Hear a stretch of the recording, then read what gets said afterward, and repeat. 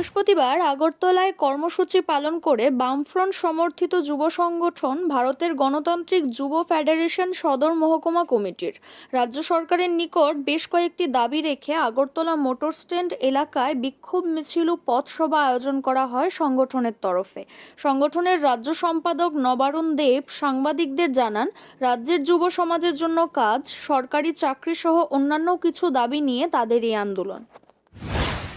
মূলত হচ্ছে আমাদের রাজ্যের বেকাররা কাজ পাচ্ছেন না, সরকারি চাকরি দরজা বন্ধ, বেকাররা হতাশ হচ্ছেন এবং সরকার পরিকল্পিতভাবে হতাশাগ্রস্ত বেকার যুবক যুবতীদের কীভাবে অন্ধকারে ডুবিয়ে দেওয়া যায় তার জন্য একটা গভীর ষড়যন্ত্র করেছেন।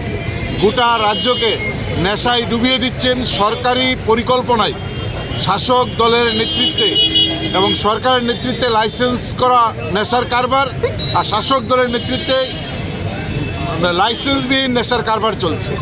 ভয়ঙ্কর পরিস্থিতি গোটা রাজ্যে, প্রতিটা গলিতে নেশার ব্যাপক রমরমা, একদিকে কাজ নেই, একদিকে হচ্ছে নেশার রমরমা। তার বিরুদ্ধে দাঁড়িয়ে আমরা রাস্তায় নেমেছি। আমাদের দাবি হচ্ছে বেকার হাতে কাজ চাই, নেশাহীন সমাজ চাই।